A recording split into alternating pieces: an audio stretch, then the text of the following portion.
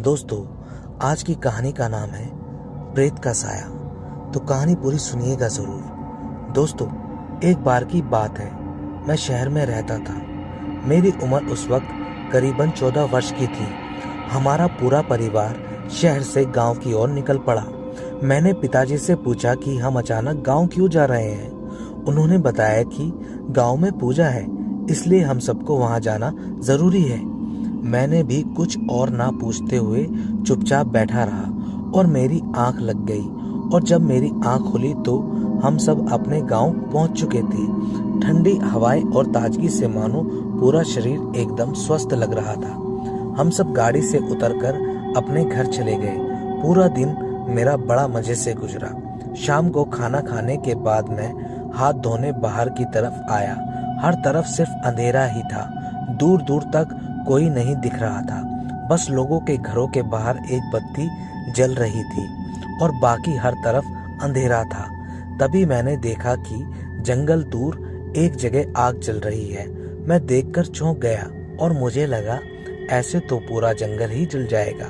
मैं भागकर अंदर गया और मैंने ये बात जब सबको बताई तो ऐसा लगा मानो जैसे किसी को कोई फर्क ही नहीं पड़ा हो।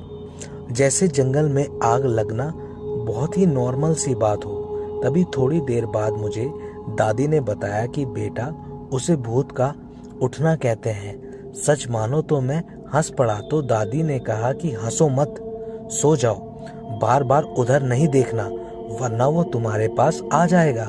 मैं हंसता हुआ चुपचाप सो गया। अगले दिन गांव में पूजा थी, पर मैं उस पूजा में नहीं गया। मैं चुपचाप खिड़की के पास जाकर बैठ गया। मेरे साथ गांव के 2 बच्चे भी थे। हम आराम से बातें कर रहे थे कि तभी मेरी नज़र खिड़की से बाहर की ओर जंगल पर पड़ी। ठीक कल की तरह वहां फिर से आग जल रही थी। मैंने अपने दोस्तों को कहा कि जंगल में रोज आग कौन लगाता है। तो उन दोनों ने वही दादी वाली बात बोली कि वहां भूत होते हैं। यहाँ सब कहते हैं कि भूत उठ रहा होता है। तभी मैंने अचानक से कहा कि आओ चलो देख कर आते हैं, घर पर कोई नहीं है, चलो चलते हैं। वह दोनों ने मना कर दिया तो मैंने गुस्से में आकर उन्हें अपने घर से जाने को कहा। उन्होंने कहा ठीक है, हम चलेंगे, पर हम दूर से देखकर वापस आ जाएंगे। मैंने कहा ठीक है, पहले चलो तो सही। हम तीनों जंगल की ओर भागे जहाँ वो आग जल रही थी।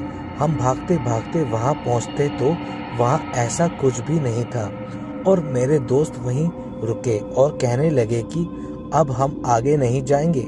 पर मैं धीरे धीरे आगे की ओर बढ़ रहा था।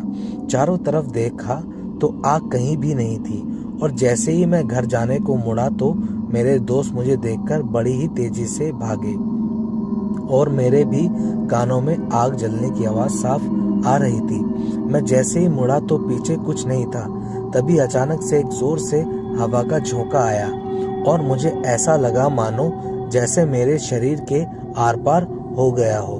उसके बाद मुझे ऐसा लगा कि जैसे मेरे कंधे पर किसी ने 10 किलो का भारी बैग रख दिया हो। अब मैं डर रहा था। मैं पूरी ताकत से वहां से भागना चाहता था। भागते भागते मुझे ऐसा एहसास हुआ जैसे मैं थक नहीं रहा था और भागने की रफ्तार बढ़ रही थी और मैं बहुत ही कम समय में अपने घर पहुंच गया। मैं जल्दी से जाकर बेड पर बैठ गया। मेरे सिर पर भी भारी हो रहा था कुछ। मुझे अजीब सी घबराहट सी हो रही थी। मेरे दोनों दोस्त भी अंदर आकर बोलने लगे कि तेरी दोनों आंखें लाल क्यों हैं? तू तो जाके। और अचानक मुझे नहीं पता क्या हुआ, मैंने तेजी से चिल्लाकर दोनों को वहां से भगा दिया और मेरे सिर में तेज का दर्द होने लगा।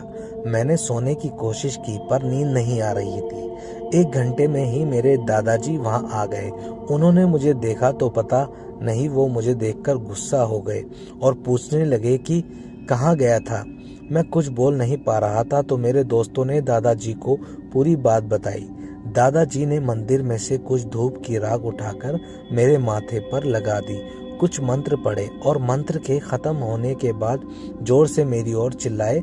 मेरे शरीर पर एक झटका सा लगा और दादाजी ने वो हाथ पर मेरे राख रख दी और उस पर फूंक मारी। इसके बाद मुझे दादाजी ने बताया कि ऐसे जंगलों में नहीं जाना चाहिए। कभी कभी कुछ हवा या साया हमारे साथ हमारे घर पर आ जाता है। और उन्होंने ये भी बताया कि अगर दादी जी सही में तुम वहाँ पे ना जाते और अगर अपनी दादी की बात मान लेते तो सही रहता। दोस्तों, आज की कहानी आपको कैसी लगी हमें कमेंट करके ज़रूर बताएं। और ऐसी कहानियाँ जो आपने सुनी हो या आपके आसपास घटित हुई हो तो हमें कमेंट करके ज़रूर बताएं। उसे हम अपने चैनल के थ्रू बताने की कोशिश करेंगे। धन्यवाद। शुभ रात्रि।